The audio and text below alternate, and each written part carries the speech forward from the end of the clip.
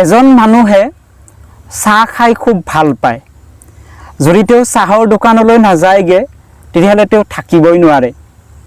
সেইদিনাখনত তেওঁ কি কৰিছে, চাহৰ দোকানলৈ গৈছে আৰু চাহৰ দোকানলৈ গৈ তেওঁ দোকানীজনক কৈছে যে মই যদিও সদায় সদায় চাহ খাই ভাল পাওঁ, কিন্তু আজি মই চাহ নাখাওঁ, আজি মই বেলেগ কিবা খাম।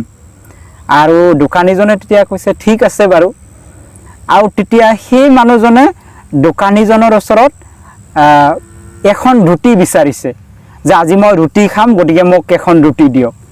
দোকানীজনে খুব ধুনীয়াকৈ তেওঁক এখন ৰুটি দিছে আৰু তেতিয়া মানুহজনে সেই ৰুটিখন খাইছে। আৰু খোৱাৰ পাছত যেতিয়া তেওঁৰ পেট ভৰা নাইকিয়া, তেতিয়া তেওঁ দোকানীজনৰ ওচৰত আৰু এখন ৰুটি বিচাৰিছে আৰু সেইখনো তেওঁ খাইছে। খোৱাৰ পাছত দুখন খায়ো তেওঁৰ পেটটো ভৰা নাই। তাৰ পাছত তেওঁ দোকানীজনৰ ওচৰত আকৌ এখন ৰুটি বিচাৰিছে। তাৰ পাছত দোকানীজনে তৃতীয়খন ৰুটি দিছে, সেইখনো মানুহজনে খুব ধুনীয়াকৈ খাইছে। আৰু খোৱাৰ পাছতো যেতিয়া তেওঁৰ পেটটো নভৰিল, তেতিয়া দোকানীজনক কৈছে যে তিনিখনকৈ ৰুটি খোৱাৰ পাছতো মোৰ পেটটো এতিয়ালৈকে ভৰা নাই, গতিকে আৰু এখন দিয়ক, আৰু যেতিয়ালৈকে পেট নভৰিব তেতিয়ালৈকে খায়ে থাকিম।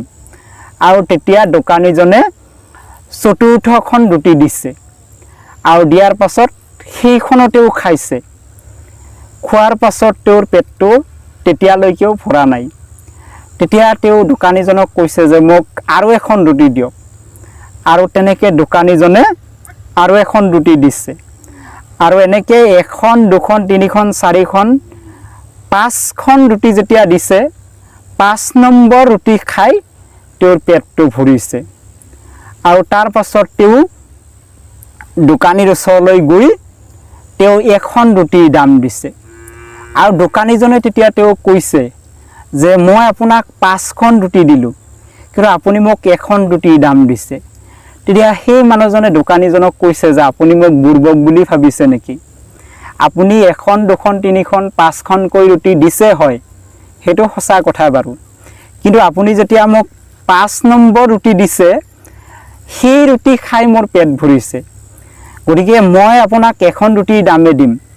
যদি আপুনি প্ৰথমতে মোক 5 নম্বৰ ৰুটি দিলেহেঁতেন, তেতিয়াহ'লে সেইখন খায়ে মোৰ পেট ভৰিলেহেঁতেন, গতিকে মই 5খন ৰুটিৰ দাম বাৰু কিয় দিম?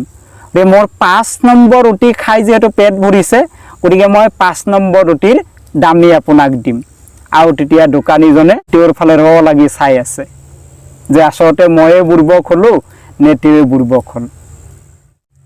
এগৰাকী গণিতৰ শিক্ষক, তেওঁ সদায় সদায় যেতিয়া বিদ্যালয়লৈ আহে, তেওঁ জিৰণিৰ সময়ত সদায় চাহ খাবলৈ যায়। আৰু যেতিয়া চাহ খাবলৈ যায়, ছাত্ৰ ছাত্ৰীসকলে সদায় এটা কথা ভাবে যে ছাৰ সদায় চাহ খাবলৈ যায়, কিন্তু আমাক কোনোদিনে মাত নিদিয়ে। তো এদিনাখন কি কৰিছে, গোটেইখিনি ছাত্ৰ ছাত্ৰীয়ে বুদ্ধি কৰি যে আজি জিৰণিৰ সময়ত ছাৰ যিফালে গৈ থাকিব, আমিও ছাৰৰ পিছে পিছে গৈ থাকিম। আৰু যেতিয়া ছাৰজন ওলাই গৈ চাহৰ দোকানত বহিছে, সেইদিনাখন ছাৰে কৈছে যে মোক এখন ৰুটি দিয়ক। তাৰ পাছত দোকানীজনে তেওঁক ৰুটি দিছে, আৰু সেই ৰুটিৰ লগতে সন্মুখত এটা বাটি দিছে। ছাৰে কি কৰিছে, সেই ৰুটি ছিঙি ছিঙি বাটিত ভৰাই ভৰাই ধুনীয়াকৈ খাই আছে। আৰু এনেকৈ খুব যেতিয়া ভাল লগাকৈ খাই আছে, ছাত্ৰ ছাত্ৰীসকল ওচৰলৈকে গৈছে। যোৱাৰ পাছত কৈছে যে ছাৰ আপোনাৰ বাটিত একো নাই, তথাপিও আপুনি খুব ধুনীয়াকৈ ভৰাই ভৰাই খাই আছে যে।